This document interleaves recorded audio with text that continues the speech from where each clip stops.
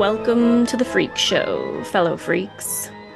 I'm Matthew Brockmeyer, And I'm Krista Carmen, and this is Murder Coaster. today, ladies and gentlemen, we present to you a murder mystery, a true whodunit, full of intrigue, red herrings, and conspiracy theories, where nothing is as it seems, and everyone is a suspect. We welcome you to climb down the rabbit hole with us as we examine the mysterious, baffling, and incredibly vicious and cruel story of the still unsolved 1981 Keddie murders, the Cabin 28 Massacre. And this one is a request from a listener. So thank you, Mike, for listening and reaching out. We appreciate it so much. Let's begin. The year is 1979, and Sue Sharp, mother of 5, has had enough of her cruel and abusive husband. So Sue packs up her kids, 13-year-old John, 12-year-old Sheila, 10-year-old Tina, 8-year-old Ricky, and the baby, 3-year-old Greg, and left Connecticut behind, heading all the way across the country to California for a new life, settling in the little town of Quincy in the Sierra Nevada foothills, where her brother Don was currently living. All right, a note here. We're going to start this story with the version that you read about in most articles and see on most television programs. It's like the more wholesome version, where many of the true facts are left out. But if you take a closer look or do some digging, which we're going to do, you'll see that this is just like a David Lynch film. As the layers of white picket fence America peel away, we see a dark underbelly. Now, I've been to the town of Quincy many times. They got a big old hippie music festival there, and it's called High Sierra. It's a lot of fun. But to set the scene, Quincy is like this tiny little hamlet nestled in the deep forest. Basically, it's in the middle of nowhere, way off the beaten path. It's got a real alpine feel to it, a lot of ponderosa pines. The town itself, it's very wholesome. It feels like something out of old Americana, clean and proper, lots of rose gardens, very, very much like Twin Peaks or Lumberton from Blue Velvet. This case has just such an insane David Lynch vibe. It's crazy. So let's start there. Wholesome, Americana, and then we're going to peel back the layers. Sue and her 5 children move into a little trailer her brother had recently moved out of in the Claremont Trailer Village. It was tight, but they were a happy family and made it work. Sue got a job washing dishes and received a $250 stipend from the military because her now ex-husband was in the Navy. There were lots of other kids around, and the children quickly made lots of friends, played baseball, hung out in the arcade, ran around in the woods, rode their bikes. They were 70s kids, drinking out of hoses, climbing trees, catching frogs, shaggy hair hanging in their faces, just like an old family sitcom, the single mom and her kids together against the world. So wholesome. Sue starts taking secretarial classes at the local community college, trying to better herself and find a career. And in November 1980, when the sheriff moves out of his cabin in the little town of Keddie, just down the road, Sue and her family are given the opportunity to move in. Keddie had been founded as a resort in 1910 with 33 cabins and a 2-story lodge, boasting the beauty of the pine forests, the purity of the spring water, and the amazing trout fishing. The resort was famous for their barbecued bear ribs and sherry-basted raccoon steaks, all shot locally. Okay, Krista, just curious, would you eat bear ribs and raccoon steak? Even if I hadn't been pescatarian for the last, oh God, I don't know, since 2007, I wouldn't eat bear ribs or raccoon steaks, especially not. Although I will say barbecued anything or sherry basted anything sounds good, but I guess I'd have to do like tofu or tuna steak. I'd eat them. Pescatarian, we call that aquarium. I like it. I like it. Aquarium all the way. All right. Well, Keddie had remained a rustic little getaway for folks from cities like Sacramento and San Francisco. But by the late 70s, the cabins were starting to fall into disrepair. And instead of being weekend getaways for urban vacationers, they were now being rented month to local folks. Cabin 28 had been expanded a couple times, and rickety and slightly ramshackle as it was, the 2-story house was like a castle to the family of 6 after living in a trailer for over a year and a half. And they're so happy. Things are all finally coming together. Sue is making friends with the neighbors who all have children too. And so all the kids are running around, having a blast with their new buddies. John and his friend Dana joined the baseball team. Sheila and her new friend Alyssa from Cabin 27 right next door, they go to church together. Ricky and his new friend Justin, they have sleepovers together. And it was on a night just like this, on April 11th, 1981, that the massacre would happen. It was a huge sleepover night. 15-year-old John had his buddy Dana Hall over. They were in the basement room. 10-year-old Ricky had his buddy neighbor Justin over. They were in an upstairs bedroom. And 14-year-old Sheila was sleeping at her friend Alyssa Seabolt's house, right next door in cabin 27. Alyssa's father, James, was the handyman for the cabins. When Sheila woke up at her friend's cabin on the morning of the 12th, it was a Sunday, and she realized she hadn't brought her dress clothes to go to church in. So she darted from her friend's house across the short distance to her cabin, dark clouds looming, and a patter of rain falling, and swung open the door to see 3 bound corpses in puddles of blood. She was so shocked, she couldn't even register who it was. She just knew they were dead and covered in blood right there in her living room. So she dropped her blankets and ran, screaming hysterically, back to the Seabolts in cabin 27. While the sheriff is being frantically called, Jamie Seabolt goes to cabin 28 to investigate. He peers into the bedroom window and sees, amazingly, 5-year-old Greg, 10-year-old Ricky, and Ricky's friend Justin all sleeping peacefully. He opens the window, wakes them, and calls them all through the window. A very smart move. For one, the killer could very well still be in the house. 2, you don't want the children to see such a horrific sight. And 3, you don't want to disturb the crime scene at all. Law enforcement arrives, and this is what they find. The porch light had been unscrewed. The street light turned off. The phone was off the hook. All the drapes were shut tight. There was blood on the floor, walls, and ceiling. The doors and furniture were drenched in blood as well. On the floor, by the sofa, Sue Sharp lay on her side in a large puddle of blood, partially covered with a blanket. She was naked from the waist down, and a pair of red shorts lay beside her. Her underwear had been cut off and used as part of a gag. Her wrists and ankles were bound together in front of her, first with medical tape, then 2 pieces of electrical cord. She'd been stabbed in the chest and slashed across the throat horizontally, the wound passing through her larynx and nicking her spine.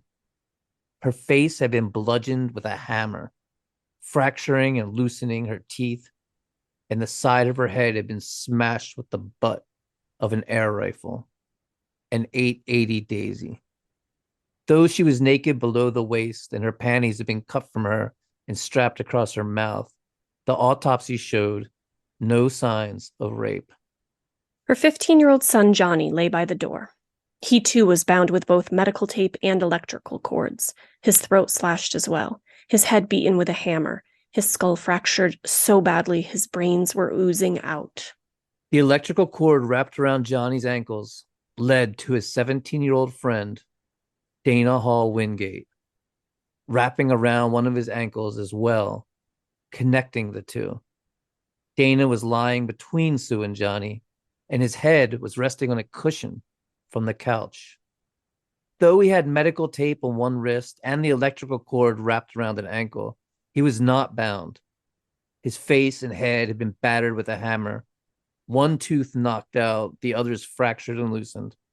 But his death was ruled to be by strangulation. He hadn't been stabbed to death like Sue and Johnny. Between them was a steak knife that was bent at a 30-degree angle, obviously damaged during the crime, most likely bent when it was thrust into bone.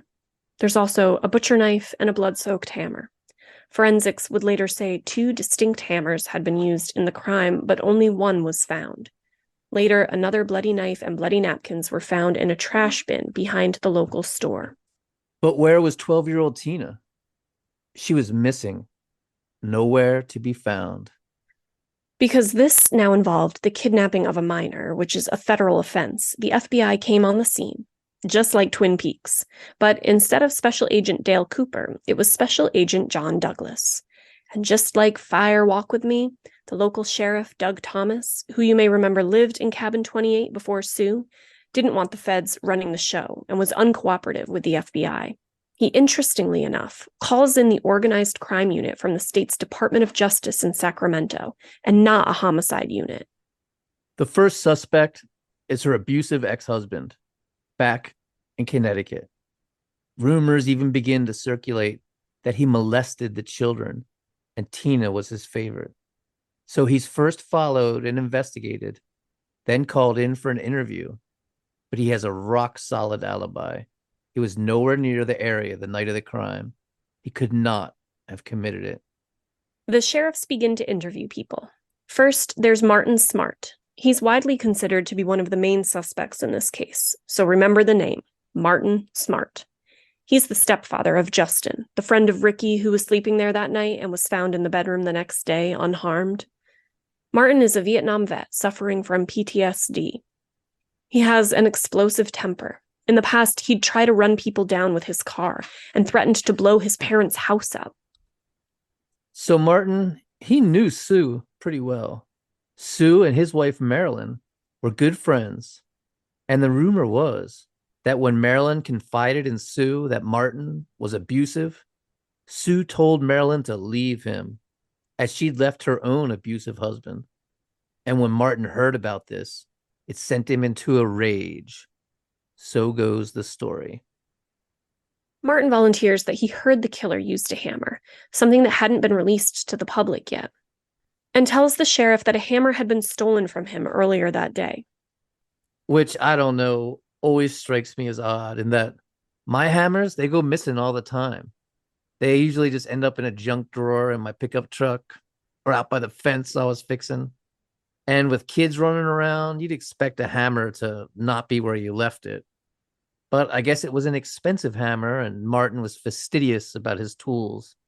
But Martin's hammer would not be the hammer found at the crime scene. But remember, it's believed 2 hammers were used, and 1 is missing.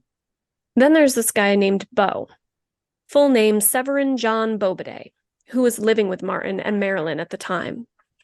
This guy. Where to begin? Supposedly, Martin and Beau met in a military psychiatric hospital in Reno, where they both were patients. But other reports suggest they were friends much earlier than that, and that Beau had never even been to that hospital. It would later come out that Beau was from Chicago, where he had a long criminal history as a thief and hitman, and had spent a lot of time in prison. It was being whispered about that Beau had asked Sue out earlier, but she'd rebuffed his advances. But Beau tells investigators that he is a former police officer. He was shot during an armed robbery and is now impotent because of the gunshot, so he'd have no interest in Sue. He also says Marilyn is his niece. All lies. Why make all that stuff up? It's so weird, the things this guy says.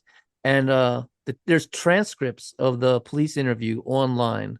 I will post links to them for the curious. Martin, Bo, and Marilyn's alibis were that they'd been in the back door bar drinking together, but the three had left at one point, and only Martin and Bo had returned to close the bar. So now remember, we said the sheriff had lived in cabin 28, and Martin, Bo, and Marilyn lived right by there. So the sheriff and Martin knew each other very well. And some said they were actually really good friends. And Martin would drive around in the squad car with the sheriff drinking beer. But others say that that's not true at all, and they were merely acquaintances. Regardless, the sheriff lets Martin and Bo go, as suspicious as they're acting, and the two immediately flee both town and the state, going to Reno, Nevada together. And they're never questioned again. Okay. Martin's wife, Marilyn, claims a bloody jacket was found in the basement, a jacket that she thinks belonged to Tina, and Martin supposedly left there and was discovered by the sheriff. But there is no documentation of any coat ever being registered as evidence. If this jacket existed, it disappeared. Marilyn also says Bo had once told her it wouldn't bother him to kill a child or a, quote, broad, and believes Bo and Martin burned something when they returned home that night. But there is another suspect. Tina's teacher at Quincy Elementary School, Joel Lipsy, had reportedly had a strange fixation with her. He had a picture of her on his desk, and her picture framed in his home. He'd also been accused of molestation of a child at a previous school. So, the 70s, when you can get fired for molesting a child and then go to another school and get rehired. It's crazy. It's so creepy and disturbing. But this guy, too, he's got a rock solid alibi. Like Twin Peaks, we can see the veneer of this wholesome American town begin to slowly fade away, revealing the rot beneath as the strange cast of characters begin to reveal themselves. And meanwhile, Tina is missing. And 12-year-old Justin, who had been sleeping in the other room during the murders, he remembers something from that night. But it was a dream. So the sheriff, without consulting the FBI, by the way, has the kid hypnotized so that he can remember his dream. We're going into full-on Twin Peaks territory now. It's so crazy. Justin remembers that in his dream, they'd all been on a huge sea liner out in the ocean. They'd actually been watching The Love Boat that night, and Greg naturally dreamed they were on the Love Boat. The Love Boat, soon we'll be making another run. Oh shit, I love that show as a kid, man. And that night there was a brand new one out, and they were all excited about it.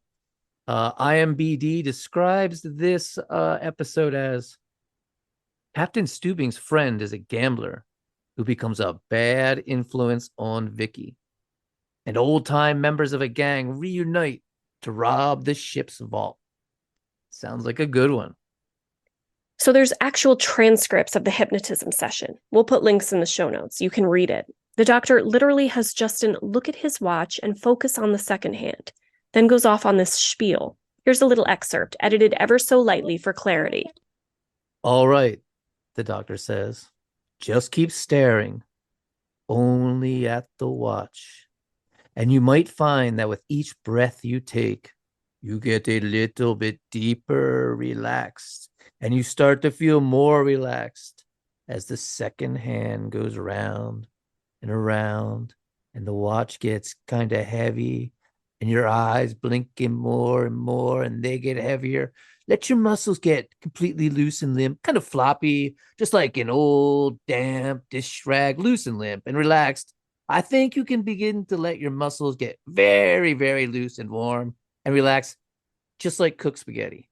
Loose and limp and floppy like cooked spaghetti. And right now, all that you need is to think about getting your muscles as limp and floppy as possible. This is the real transcripts of this hypnotist putting this guy under, by the way.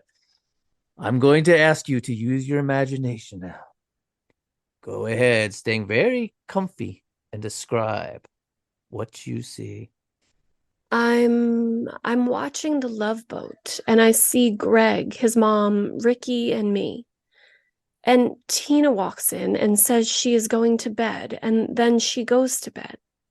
And then we watched Love Boat, and then we go to bed. And their mom was still laying down, and the TV was still on. Then me and Ricky slept. Then I have a dream. Okay, tell me your dream, Justin. What did you dream? I'm on a boat about a mile away from the shore, and there's a lot of people on my boat. Johnny and Dana, they get into a fight with a man. There's another man in the crowd, and he has the same kind of clothes as the other man does, and they throw Johnny and Dana overboard, and I run down to their mom, and she had a cut on her chest, and then got in a lifeboat and escaped. And then I took a rag and put it on their mom's chest, and then I threw it overboard. This is getting so strange. So, also without the help of the FBI, Sheriff Thomas hires a sketch artist to draw the men Greg dreamed about. The drawings are crude and amateurish, often mocked, but damn if one of the men doesn't look just like Martin Smart.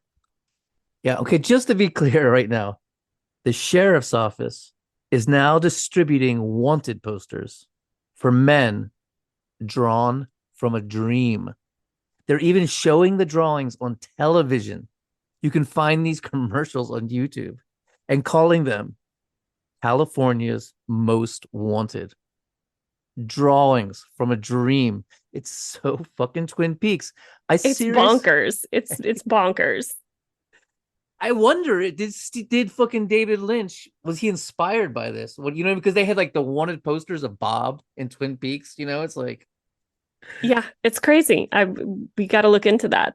And of course, there was a psychic who the sheriff drove around with, and the sheriff would later be criticized for cruising around with this psychic instead of conducting a more thorough search for missing Tina. Then it comes out that Tina and another girl had been molested in the trailer park in Quincy by one Daniel Workman French, who had been arrested in the matter on lewd and lascivious charges. But all the charges had been dropped, and dark, very disturbing rumors go around that Tina had actually initiated the encounter and had been actively prostituting herself out, and that is why the charges against the man were dropped. And now let's get into the territory that almost always remains hidden in this case for some reason or another. Remember Sheila, only 14 years old, who had discovered the bodies when she'd gone back to her house to get clothes for church? Well, far from the saintly, innocent church girl she's often portrayed as, she'd actually gotten pregnant the year before, and Sue had taken her to Oregon, where she had the baby, and it was given up for adoption. And Sue Sharp wasn't the teetotaling goody-goody that is often portrayed either. She was a chain smoker, would drink, spend time at the bar, and her best friend was Nina Mama Meeks. Mama Meeks' son, Richard, was supposedly the father of Sheila's baby, though, of course, rumors abound. There's tales that Mama Meeks' other son, Wade, was sleeping with Marty's wife, Marilyn. And Sue was supposedly having an affair with none other than Martin. It was the late 70s and early 80s, a time of swinger parties. It's not that far-fetched to think they were all sleeping together. Plumas County reporter Victoria Metcalf says Sue was, quote, the type that had a lot of men friends constantly coming and going, unquote. Victoria goes on to insinuate that Sue could have been having, quote, sex with men for money, end quote, and even replies she was a drug dealer. But just to be clear, there was no drugs found in the house. There was no sign of drugs, and there was no drugs in Sue's system when the autopsy was conducted. But it is said Sue wasn't the great mother she's often portrayed as. Neighbors in Quincy said the children were often wandering around alone, dirty and hungry, while Sue was off partying. In the trailer they lived at in Quincy, John and Ricky were forced to sleep in a storage area on a bare dirt floor. And her Keddie neighbor in cabin 27, Paula Siebold, says she wouldn't let her children have sleepovers at Sue's cabin because she didn't approve of Sue as a parent. It's also said that Sue's ex-husband in Connecticut, well, he wasn't physically abusive at all and did not molest the children. These were simply lies that Sue had spread in order to garner sympathy. And the true reason Sue left him was because he was seeing another woman and had actually moved that woman into a nearby apartment and was starting a new life with her. Sue left Connecticut out of shame and jealousy, not because of physical abuse. At least that's what they say. And this is true. Her ex-husband came to Quincy to visit the family. So would you let a physically abusive ex-husband who molested your children come and visit for a normal family vacation? Why would you even tell them where you were at all? If she was running away in fear, why wouldn't she keep her whereabouts a secret? Even the secretarial school Sue went to in order to better herself and find a career was supposedly a scam. Apparently, CETA had a grant paying for people to go to school, so they would register for Feather River College, but not even show up, just pocketing the money. Supposedly all of them were doing it. Mama and Wade Meeks, Marilyn and Marty Smart, and Sue. And as for being a hard worker, Sue had only been employed very shortly as a dishwasher when she first arrived in Quincy. And after that, never had a real job again. It said Mama Meeks was furious that Sheila's baby was put up for adoption because if her son Richard was the father, that made her the grandmother. But supposedly, Dana Wingate, Johnny's friend who was sleeping over and also murdered, he too was rumored to be the father. And he was sleeping with another woman who is much older than himself, 27-year-old Kathy Beckley. And she's the one who actually drove Johnny and Dana to cabin 28 that night, despite it being said that they had hitchhiked there. There are also rumors going around that Marty could have been the father of Sheila's baby.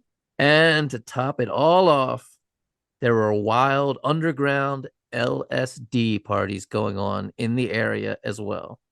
And supposedly a dealer had a 10-pack ripped off.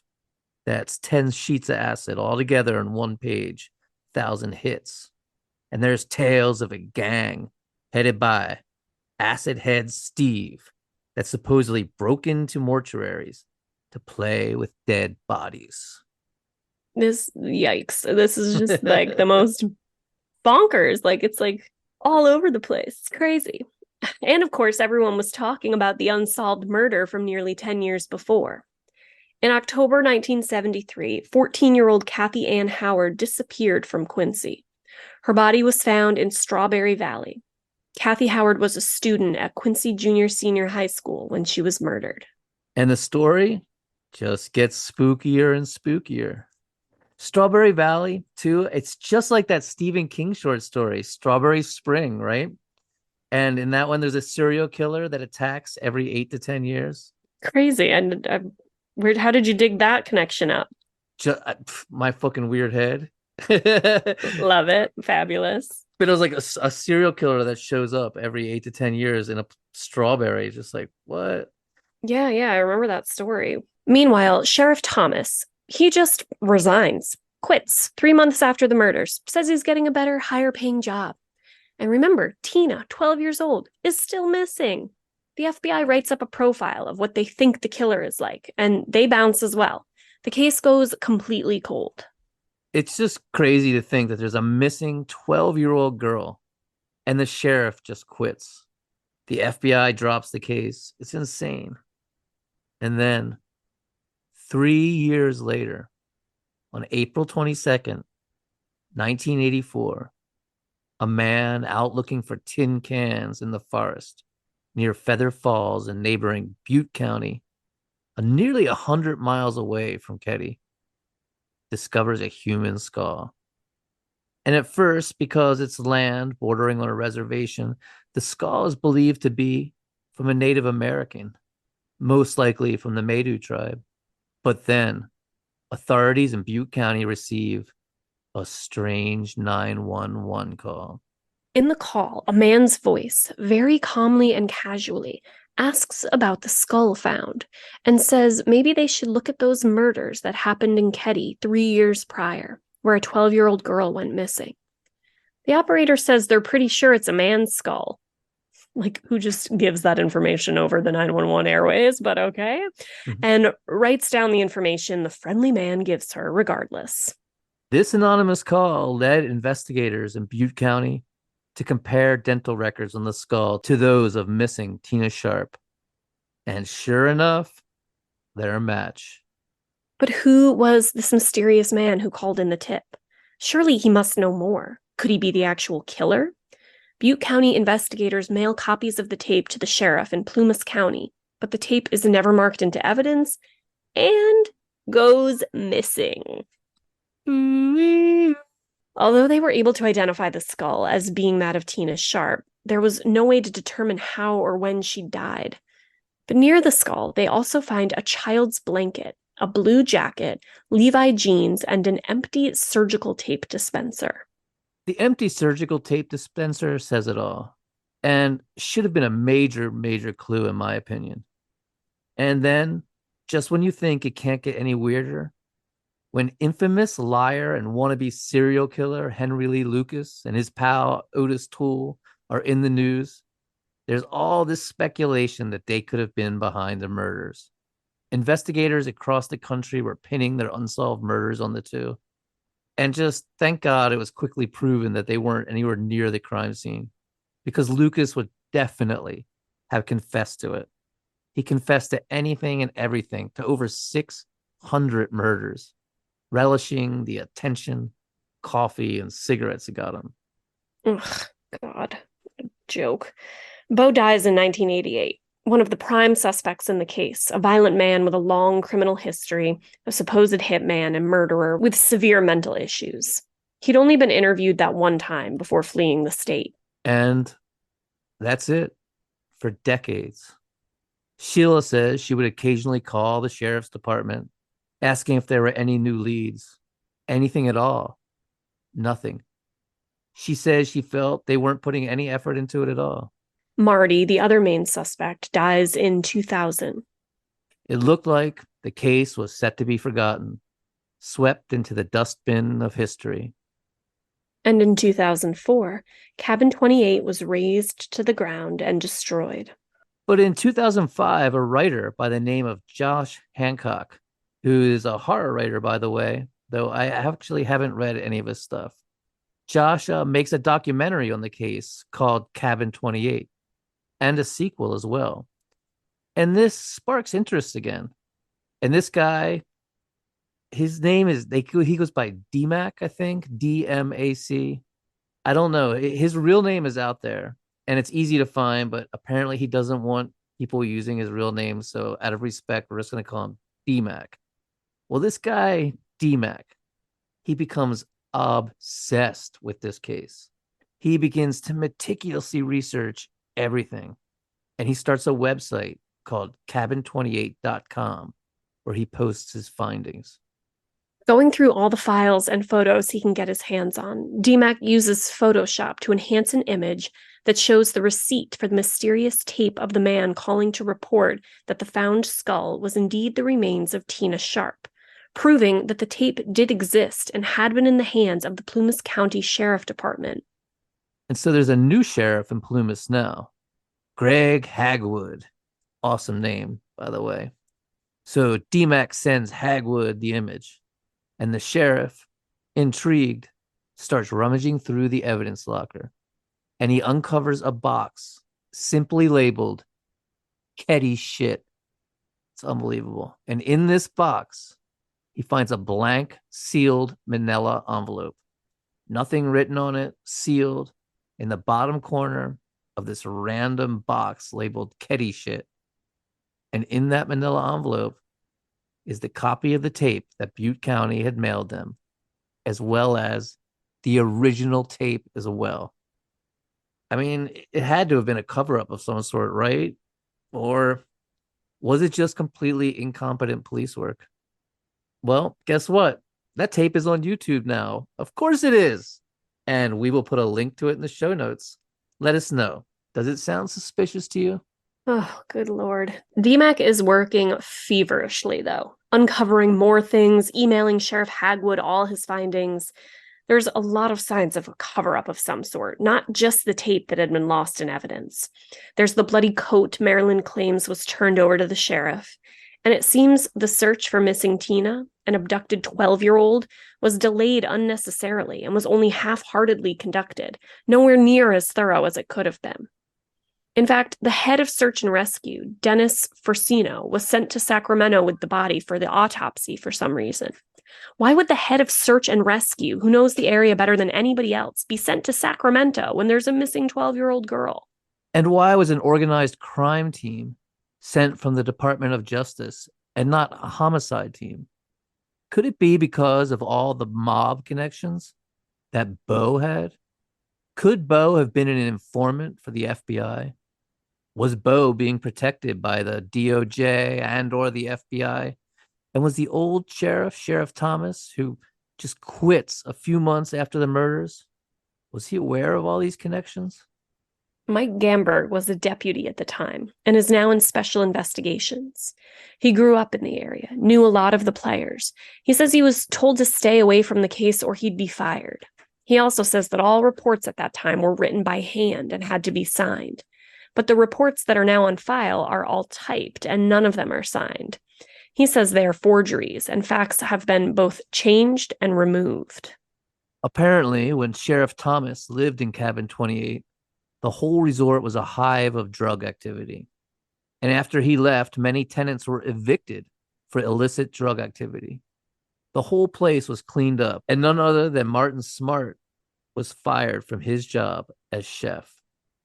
Rent for his family's cabin had been part of his payment as chef. And now that he was fired, he had no way to pay the rent, further exasperating his relationship with Marilyn. It also ends up that a mental health counselor who Martin Smart had been seeing at the VA hospital in Reno says that Martin confessed to killing Sue and Tina, but says he didn't kill the boys. But it was reported anonymously, and as it wasn't reported for years, hadn't been tape recorded or even documented in writing, it was considered hearsay. But it does go to show that therapists can and will tell the cops what you tell them.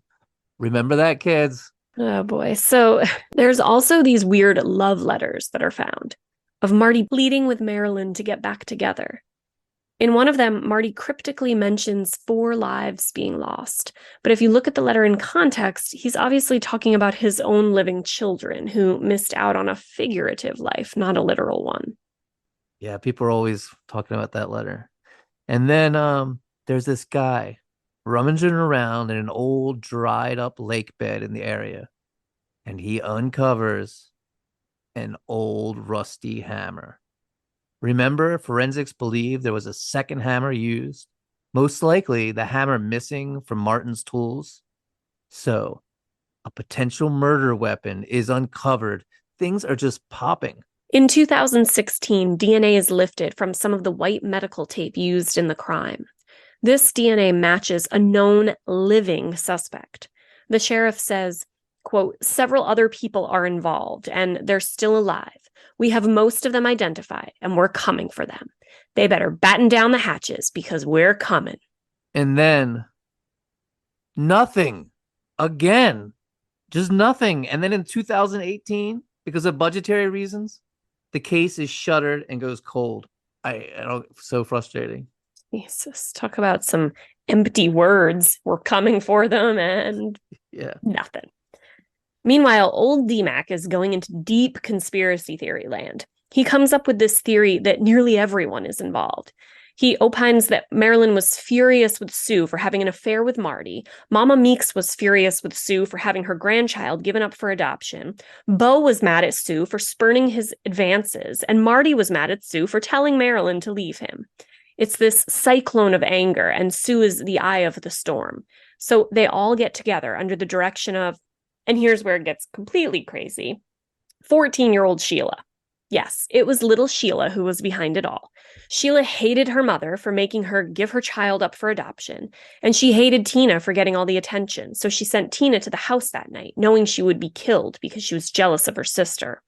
And it was Sheila who turned off the big street light and then unscrewed the porch light before she left to spend the night at the Seabolts.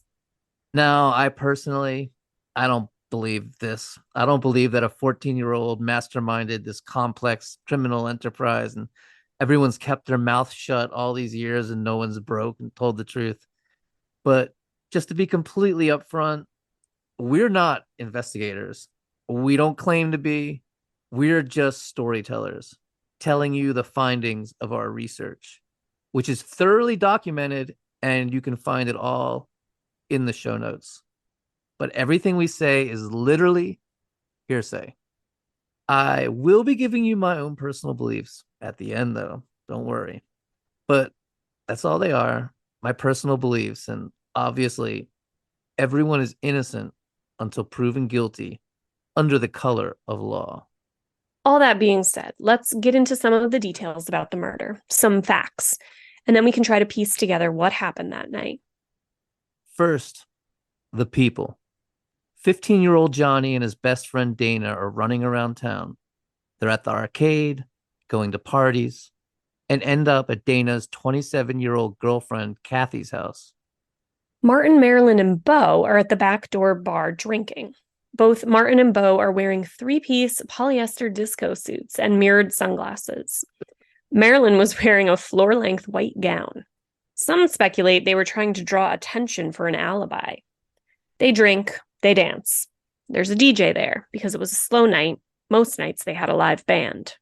Sue is home watching television with the kids. 5-year-old Greg, 10-year-old Rick, and 12-year-old Tina. Rick's friend Justin, who is, remember, Marilyn's son and Martin's stepson, is also there watching television with them. And he decides to spend the night.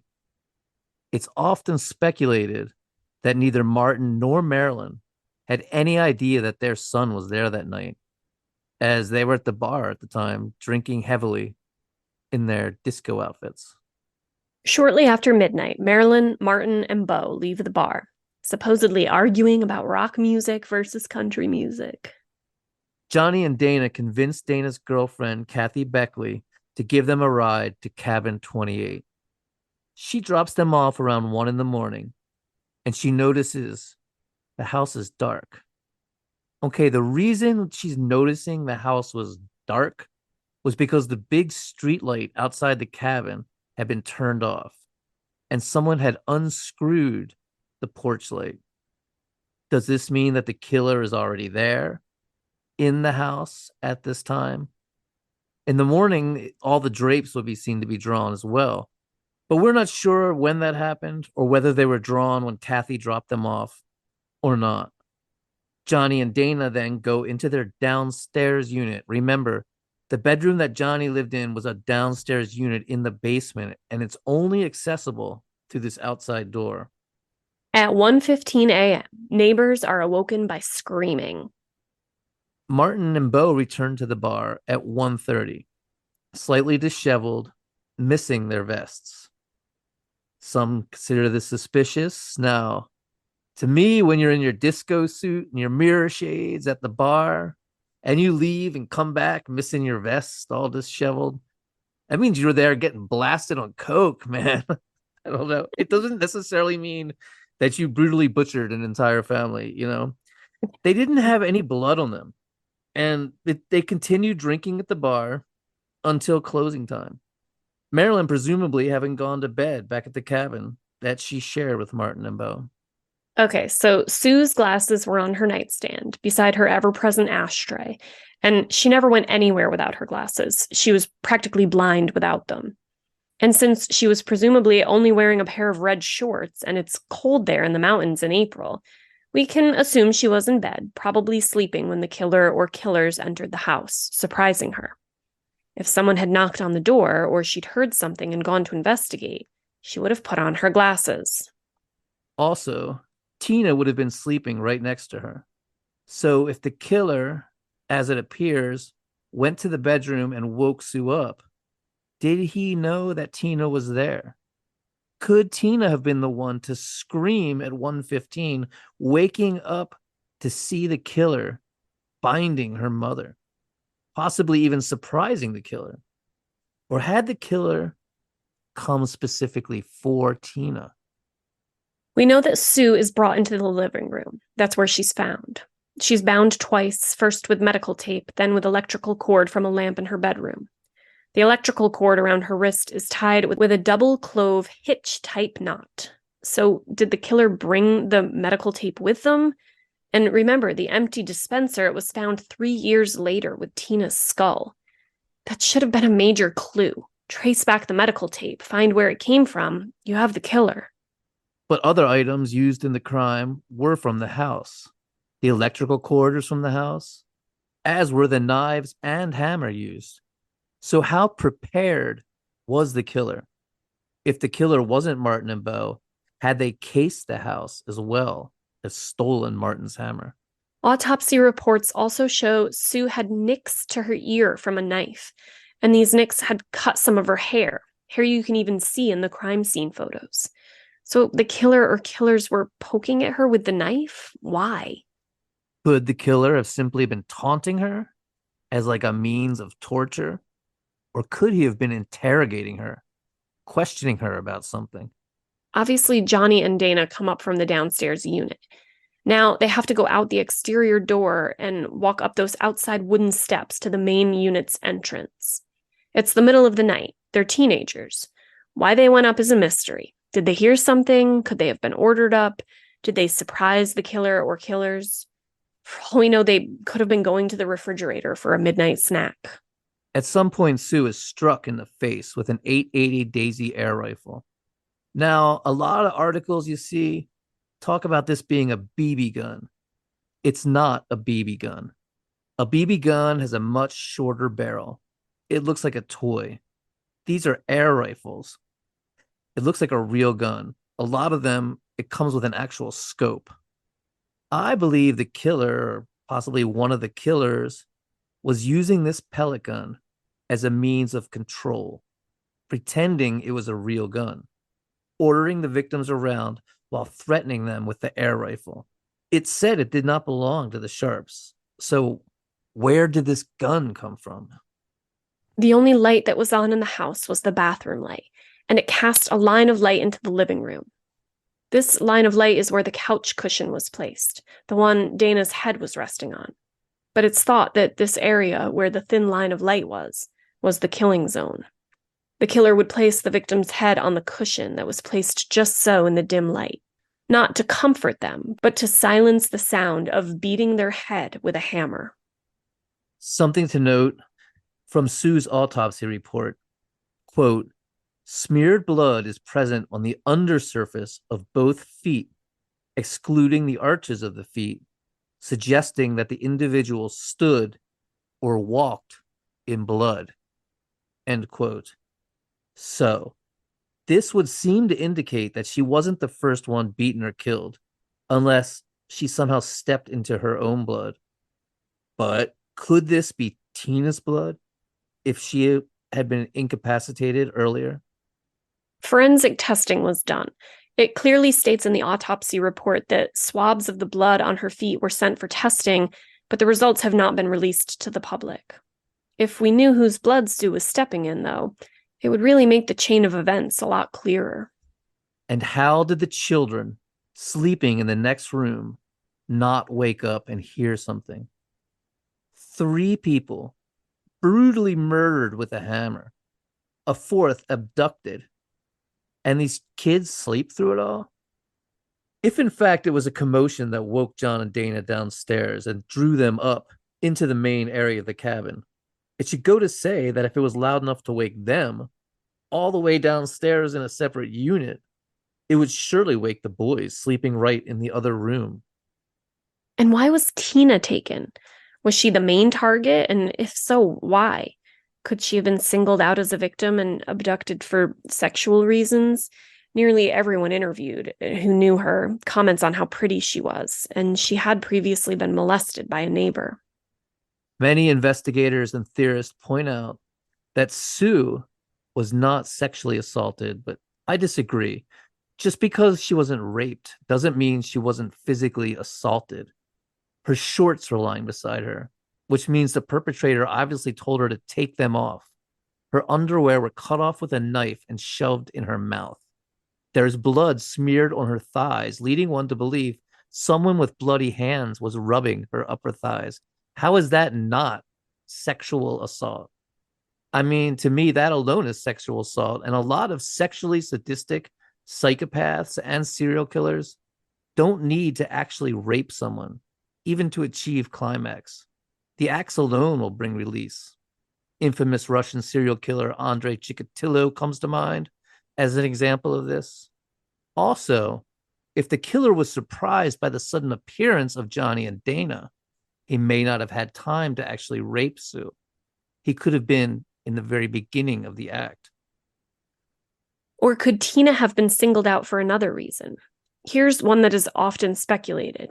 Could she have been pregnant? If rumors are to be believed about why the molestation charges were dropped, Tina was sexually active. If she was pregnant, could the father, terrified of being discovered to be having relations with an underage girl, have abducted and killed her as a means of hiding his actions? Sheriff Hagwood would say, when the case was reopened in the 2010s, quote, "I think there was something about Tina that could not be left there to be discovered. It's my strong sense that there's something about Tina that did not allow for her to be left there." End quote. And where exactly was Tina during everything that happened? Did she witness the murders? Was she already dead? Was she bound and incapacitated, knocked out? And where was she taken afterwards? Right. If Martin and Bo were responsible for this crime, as most seem to believe, where was Tina afterwards? Martin and Bo slept there at their cabin that night. They were there when Marilyn woke up in the morning. And their cabin was searched by police. There was no blood, no signs of a 12-year-old girl had been there, either dead or alive. I guess they could have had the body stashed somewhere. It just seems awful difficult to not only get all that blood off you. Remember, there was blood on the walls, on the ceiling, on everything, and then stash either a body or a living girl somewhere and come back for it later when now the police is swarming with cops, FBI, DOJ, sheriffs, helicopters circling. It leads me to believe someone took off with that little girl right then and there and didn't come back. You ever play that game Clue? Not for a long time. Well, you remember you answer with the person, the weapon, and the place. Yep. Okay, well, here we go. I'm going to solve the mystery of Cabin 28. All right. Let's hear it. Solve the mystery for us. The killer was the Golden State Killer in the living room with a hammer. What? Okay, hear me out. Remember we talked about Kathy Ann Howard, who disappeared right down the road in Quincy 9 years before the Keddie murders in October 1973. She was only 14. Her body was found in Strawberry Valley. Well, Kathy Howard was a student at Quincy Junior Senior High School when she was murdered. So, a survivor of the Golden State Killer, he believes he actually met the Golden State Killer earlier, the man now known as Joe DeAngelo, and he met him for the first time at Bucks Lake near Quincy and Keddie in the summer of 1974. And Joe DeAngelo had been stalking him and his girlfriend. He believes that when DeAngelo attacked him and sexually assaulted his girlfriend, he was an on-duty police officer as well. So, like, DeAngelo was literally stalking people in this area. Joe DeAngelo's thing was he'd memorize paths. He'd make maps of the drainage ditches. He'd run around at night snooping on homes, taking notes of those who had their lights on, who was still awake. Really scary guy. So in 1978, a suspicious man appeared at Riverside Convalescent Hospital in Sacramento and told a nurse his name was Jack from the town of Quincy. 4 days afterward, on April 14th, 1978, the Golden State Killer, then known as the East Area Rapist, struck near the hospital, and it was suspected he may have been Jack. And just 1 week later, Lynette Maloff was murdered in her home in Piedmont, California. She was from Keddie, and like Kathy Ann Howard, had attended Quincy Junior Senior High School in 1972. And check this out. Her brother Gary later owned the Keddie Resort. Jesus. And Joe D'Angelo, the Golden State Killer. He did his crimes completely silently in the dead of the night, in the dark. He'd tie victims up and creep around the house. They wouldn't even know where he was or if he was still there. He was a burglar, as well as being trained in the military and by the police in stealth, and could slip silently in and out of houses. Absolutely terrifying. Oh, he creeps me out so bad. And on April 11th, 1981, when Sue, John, and Dana were murdered, and Tina was abducted in cabin 28, well, the Golden State Killer had just murdered Manuela Withon in Irvine 2 months earlier. He'd snuck stealthily into the house while she was sleeping, surprised her in bed, bound her, raped, and bludgeoned her to death. So similar. And what may have happened in cabin 28 if the killer had perhaps not been surprised by Johnny and Dana coming up from their downstairs unit. Yes, D'Angelo staked out his targets. Parking far away, he'd creep to the scene through paths and drainage ditches, hiding in the shadows, and then study the residents. So if he'd been watching the house, the downstairs unit would have been completely dark at 1 a.m. Johnny and Dana were still on their way from Quincy. He'd creep up the steps, turn off the streetlight switch, and unscrew the porch bulb, because he loved the darkness. That's what he'd say to his victims. "I'll be gone in the dark." Then, in the middle of the attack, the boys come home. Their arrival times and the estimated time of the murders, as formulated by the screams that woke the neighbors, are quite close.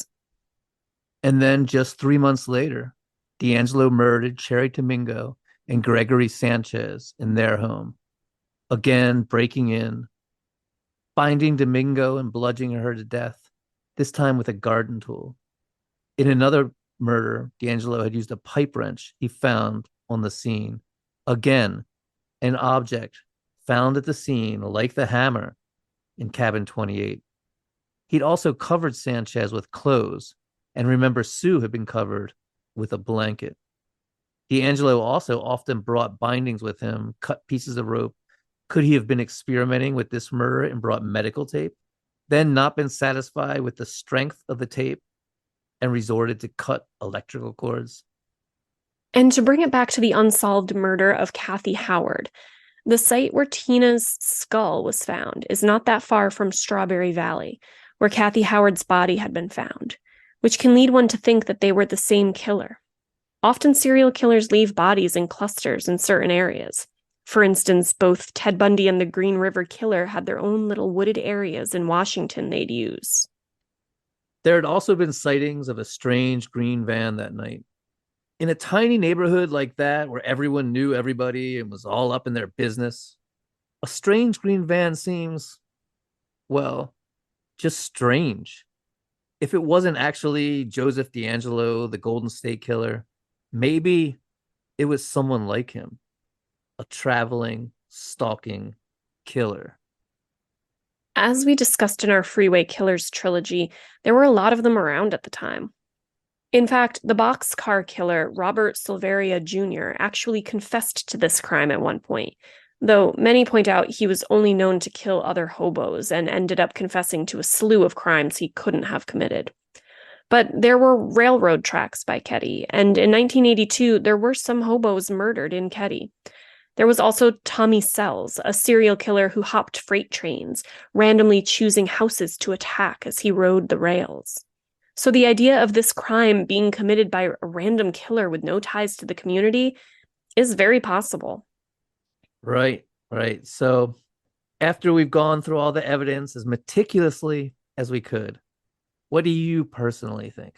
Ugh, I don't know. I mean, part of me feels like the fact that Tina was taken, like, it does seem like, I don't know, like it was like, let's leave all this chaos and then take this one girl away. Like it was meant to distract from her abduction. But then it was surprising to me that I would love to know, and I know because we explicitly stated this, but I would love to know like when and how she had died. Like, was it that same night? Because if so, then maybe I don't know. There it doesn't. It's almost like, I don't hate to say this, but it's almost like not as intriguing. Maybe she was killed that night, and just for whatever reason, that one body was taken. But if she was killed like years later, right?